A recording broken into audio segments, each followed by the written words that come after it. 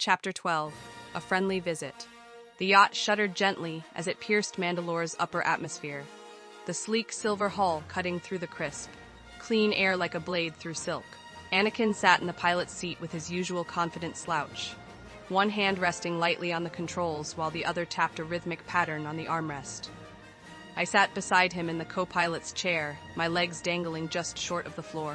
The case containing Revan's helmet and lightsaber rested securely in the compartment between us, and the two holocrons, one glowing faintly with Serena's sapphire light in my mind's eye, the other dormant with Seven's crimson presence, were tucked inside my robes. "Almost there," Anakin said, glancing over with that lopsided grin that had become so familiar over the years. "You've been quiet since we left Lehon, still thinking about the mask." I smiled faintly, my fingers tracing the edge of the case. Among other things, Revan's legacy is heavy enough on its own to start making waves here on Mandalore, adding Darth Bane's holocron to the mix. It feels like carrying two sides of some ancient coin. Anakin chuckled, easing the ship into a shallow descent toward the capital's private landing pads. "You always manage to make things sound poetic. Most people would just say, 'This is going to be a fun conversation with your uncle.' My uncle has a way of making even the most enjoyable conversations feel like an etiquette lesson," I replied, watching the angular spires of the Mandalorian palace rise into view. The planet's surface gleamed with polished metal and stone, the remnants of the warrior culture that had embraced pacifism under Satan's rule, yet still carried the proud scars of its history in every building's design. "He'll want every detail, especially about Seven. You haven't told him yet?" Anakin asked, his tone shifting to something more serious. The ship's thrusters fired in controlled bursts as we approached the pad. "Not fully," I admitted. "Wanted to be face-to-face with him, and I wanted to see how Serena and Seven interact once we're home. They had their talk on the journey, but some things need time to settle." The landing was smooth despite Anakin's flair for dramatic entries. The ramp lowered with a hydraulic hiss, and the familiar scent of Mandalore, clean ozone mixed with the faint metallic tang of industry, washed over us. I stepped out first, the case in one hand, my free hand resting lightly on the hilt of my own lightsaber at my belt. Anakin followed, his taller frame casting a long shadow in the afternoon light, full of the confident swagger he had developed as he came into his own. Waiting at the base of the ramp were the familiar faces of our small order. Dooku stood at the forefront, his posture regal in a deep brown cloak trimmed with gold, his expression a careful mask of composure that couldn't quite hide the relief in his eyes. Qui-Gon stood beside him, robed slightly askew as always, a warm smile creasing his face. Behind them, Asajj Ventress leaned against a pillar with her arms crossed, her pale features lighting up when she saw me. Maul and Savage flanked her like bookends, Maul's red skin and horns giving him a fierce silhouette, Savage's broader frame more relaxed but no less watchful. The four of us had grown into a tight-knit unit over the years, bonded by training, shared secrets, and the unique path we walked. "Merida," Dooku said, his voice carrying the calm authority that had guided me since I was a babe in his arms. "Anakin, we're glad to have you back. You seem to have some purpose in your steps. I trust the mission to Lehon bore fruit." I bowed my head respectfully, more than we could have hoped, Uncle. "We have much to discuss." "Indeed," Dooku replied. "Then I look forward to hearing of your trip." I gave Dooku a nod, then stepped forward to embrace Asajj. She pulled me into a quick, fierce hug that lifted me slightly off the ground, despite my stocky build. "You're back in one piece. Good. I was starting to think you'd decided to stay and commune with ancient Sith ghosts. You're not that far off." "But I only communed with the useful ones," I replied with a laugh, then turned to Maul and Savage. Maul gave me a respectful nod, his eyes flicking to the case with curiosity. Savage grinned and ruffled my hair, something he knew I tolerated only from him and Anakin. "Welcome home, you two," Savage said. "We've been keeping the training grounds warm for you." "Warm is one word for it," Maul added dryly. "Savage nearly melted the practice droids yesterday." Qui-Gon stepped forward and placed a hand on my shoulder, his touch gentle but grounding. "It is good to see you both." Dooku's gestured toward the palace. "Duchess Satine has been informed of your arrival. She wishes to hear of your findings personally, especially given the historical significance you mentioned in your transmission." I nodded. Raven's artifacts will mean a great deal to her people, and there is more. Something I must discuss with you privately, Uncle. Dooku's eyebrow arched, but he merely inclined his head. After we greet the Duchess then, come. The scholars are already gathered in the reliquary wing. The walk through the palace was a familiar comfort. Mandalorian architecture blended sleek functionality with subtle warrior motifs, polished Beskar accents on doorframes, tapestries depicting ancient battles alongside symbols of peace. Guards in sleek armor nodded as we passed, their respect for our order evident in the way they stepped aside without challenge. Asajj walked beside me, her steps light and predatory even in peace. So, she said quietly, what did you bring back that has you looking so thoughtful? I glanced at her, then at Anakin, who was chatting with Maul about flight maneuvers. Revan's helmet and lightsaber, and a Sith holocron. Asajj's step faltered for a fraction of a second. A Sith holocron. Are you certain it's safe? I am. I confirmed. Mother Talzin guided me to it. It's complicated. The holocron contains more than just knowledge, but that's all I can say in public. She studied my face for a moment, then nodded slowly. You'll tell us when you're ready, but if it's dangerous, we stand with you. I know, I said, warmth blooming in my chest. These were my people. They were flawed, powerful, and loyal in ways the old Jedi Order could never have understood, in ways the Jedi Order wouldn't allow. And that was what made them stronger and more in tune with the Force. We reached the reliquary wing, where Curator Barish and his team of scholars waited with barely contained excitement. Duchess Satin stood among them, her platinum hair styled elegantly, her blue eyes bright with curiosity. She wore a gown of deep green that complemented the room's metallic tones. Lady Merida, Satine greeted, inclining her head. Count Dooku tells me your journey yielded significant results. The scholars have been speculating non-stop since your message arrived. I bowed properly, then set the case on a prepared pedestal. Duchess, I bring something that belongs, in part, to Mandalore's history, with careful hands. I opened the case. The polished metal of Revan's helmet caught the light, its angular design both elegant and menacing. The violet-bladed lightsaber rested beside it, the hilt simple yet perfectly balanced. A collective gasp rose from the scholars. There was no mistaking this mask for any other. Barish stepped forward, his hands trembling slightly as he examined the items without touching them. By the ancestors, he whispered. Revan's mask, and his saber, Satine, raised a hand to quiet the murmurs, though her own expression was one of awe mixed with calculation. You truly found them on Lehen. The old text said the holocron was hidden there, but these physical relics, they were protected, I explained.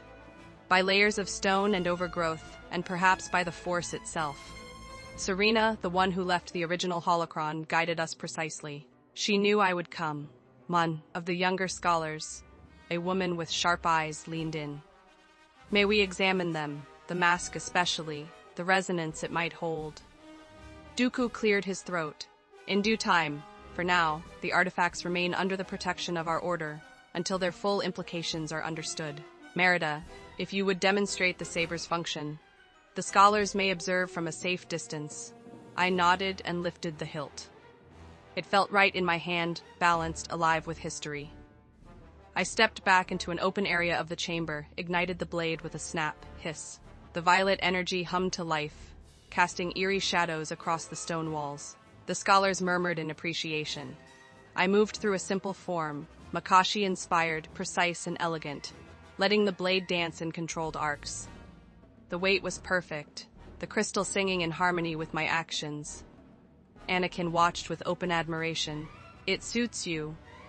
I deactivated the blade and returned it to the case.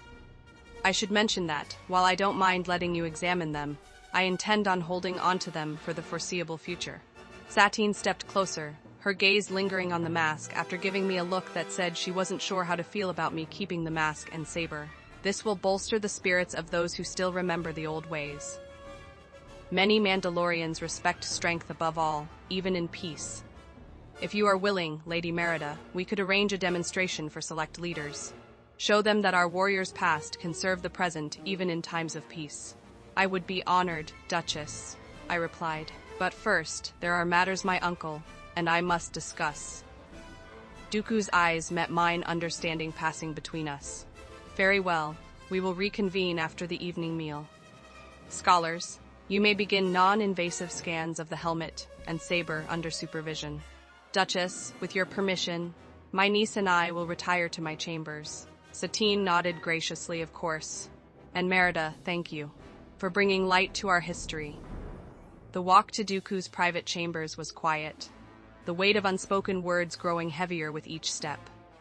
Anakin stayed behind with the others, sensing the need for privacy. Once inside the familiar room lined with books, a small meditation alcove, and a table set with tea, Dooku sealed the door and turned to me.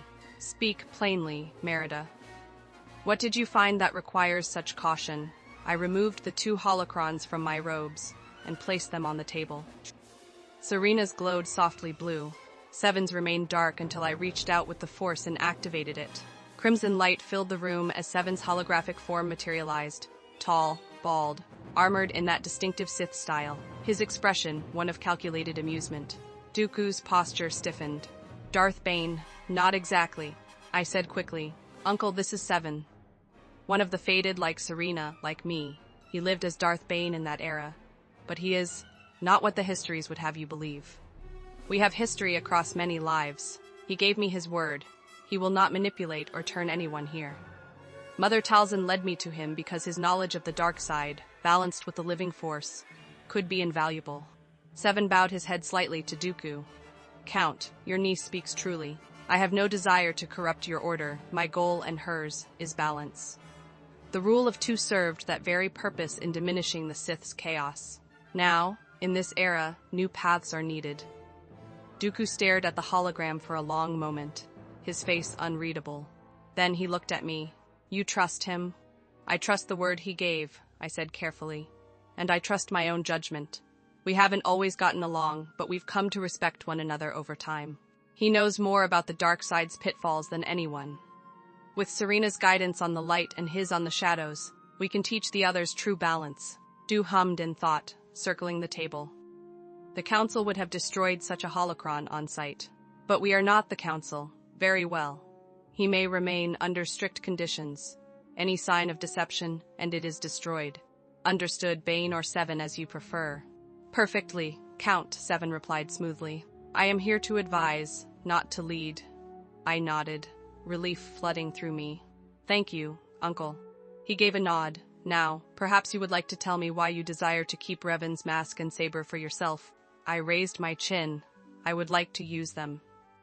I believe that if someone from our order were to wield them in defense of Mandalore and the neutral systems, we would garner more respect from the Mandalorians.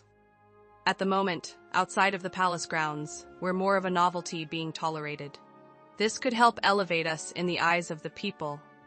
Dooku considered the answer for a moment, his eyes narrowing slightly as he worked the logic through in his mind. And I suppose you wish to be the one to wield them. I nodded. I would like to diminish my role in a way. How so? He asked. I'm still working on that, I confessed. But I'll have the idea settled before our next mission. Very well, he said, that calculating tone tinged with intellectual curiosity. I'll look forward to what you come up with. The evening meal was a lively affair in one of the palace's smaller halls. The long table was laden with Mandalorian fare, roasted meats, spiced vegetables, fresh bread, and the group fell into easy conversation. Asajj teased Anakin about his piloting and how he nearly clipped a spire on the way in, while Maul and Savage debated forms with Qui-Gon. I sat between Dooku and Anakin, content to listen until the door opened and a familiar figure entered. Obi-Wan Kenobi stepped into the room, his beige and brown robes crisp, his beard neatly trimmed, his expression warm but carrying that familiar undercurrent of quiet intensity. He had visited several times since we established the Neutral Alliance, always checking on his former master and offering Republic diplomatic insights. Master Qui-Gon, Obi-Wan said with a genuine smile, bowing slightly. Count Dooku, it is good to see you both well. And the students growing stronger every time I visit, I see. Qui-Gon rose and embraced him briefly. Obi-Wan, your timing is impeccable, as always. We were just about to discuss Merida and Anakin's recent journey. Obi-Wan's gaze found mine, and he smiled. Young Merida. My, how you've grown. I smirked at the little jab as I stood and bowed. Master Kenobi, it's good to see you. How fares the temple? Much as it always does, he replied, taking a seat across from me. Politics and protocol, the war grinds on, and the neutrals you protect grow more vital by the day. The Republic is grateful for your efforts in keeping systems out of the crossfire. Those who want no part in the war should not have to participate in it. I said with a smile. It's our pleasure to help them stay out of it. Dooku, sensing a political edge growing in the conversation, steered the conversation smoothly. Merida brought back artifacts of great historical value. Revan's mask and lightsaber. They will surely strengthen our ties with Mandalore. Obi-Wan's eyebrows rose. Revan. The ancient Jedi turned. Sith who nearly conquered the galaxy. Fitting, perhaps, for an order which desires to follow the living will of the Force.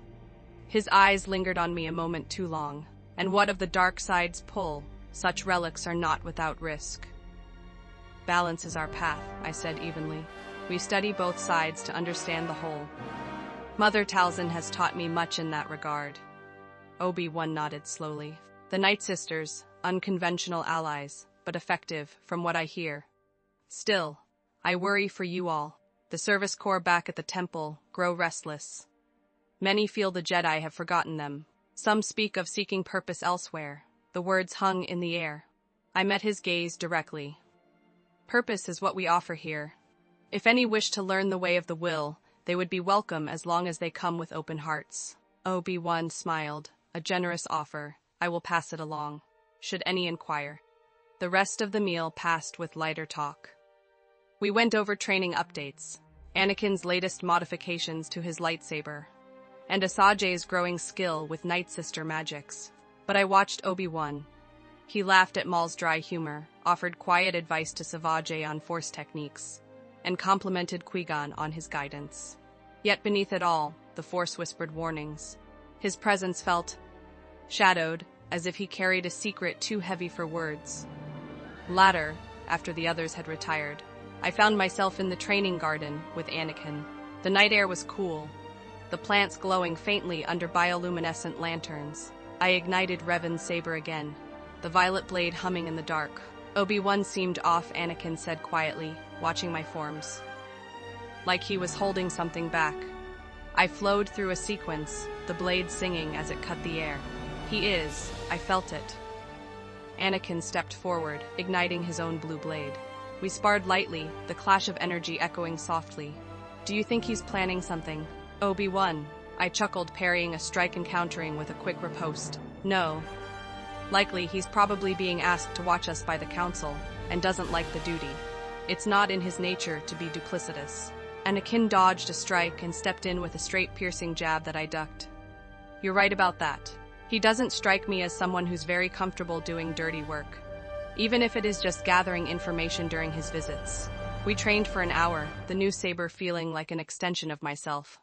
Revan's legacy wasn't about conquest, it was about choice. The mask, when I finally tried it on in private later that night, fit perfectly despite my smaller stature. Through its visor, the world sharpened. I could feel the living force more acutely, the threads of possibility stretching out like a web, almost as if the helmet's history had caused to become permeated in the force. Serena's voice echoed from her holocron on the bedside table. It suits you. Revan would have liked you. I removed the mask and set it aside. I'll have to take your word on that. But I'd like to think he would be glad. His equipment is still being used by someone trying to find balance.